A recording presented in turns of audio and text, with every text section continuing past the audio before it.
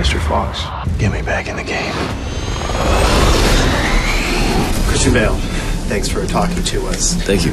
What was it like for you the last time you took off the batsuit?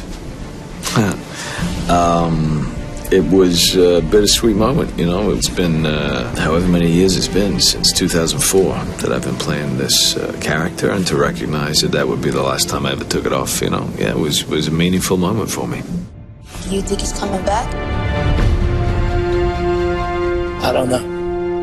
Now that the trilogy is done, do you ever see yourself going back to one of these giant sort of epics? I think that it seems so rare that they're done in the way that Chris has managed to do them. So I'll never say never. But let's see. You don't owe these people anymore. You've given them everything. Not everything. Not yet. I've always been curious, is it different playing a scene with Christian when he's in the mask as opposed to when he's out of it? It didn't feel particularly different. I knew he was more comfortable when he was out of it, so I was worried about him less. But no, he's pretty awesome and intense either way. I've never played a scene with him in a good mask, because the minute he sees me, he's always coming home or going out. And he takes it off or puts it on after he's finished talking to me. So we have, the relationship stays the same. When he has the mask on, he has a different voice. It's very whispery. And if you're not close enough to him, you're not going to hear what he's saying. Well, it's certainly different being with Christian, as Christian, and then Christian in the batsuit.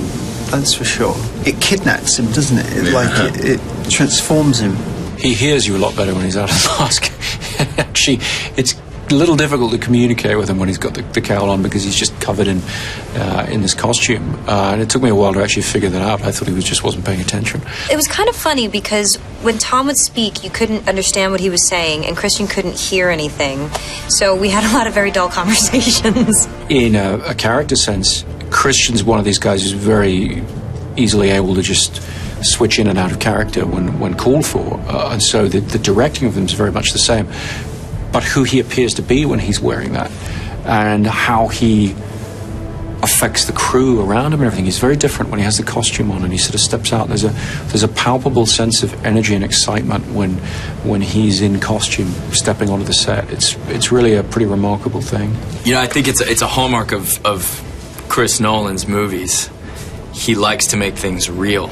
That what's spectacular about them doesn't come from digital effects that they put on in post-production. He makes real spectacular things and then just shoots them.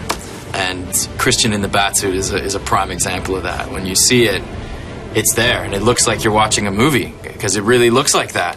There's no added post-production movie magic that makes it look more impressive or anything. It really looks like that. And so it's very easy to get swept up in the moment when he's wearing that thing.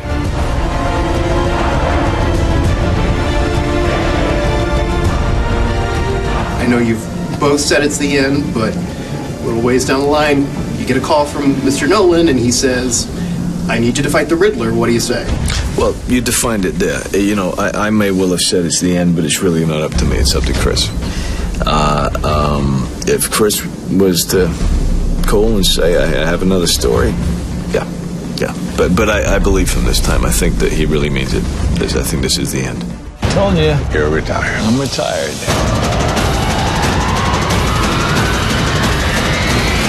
The Dark Knight Rises.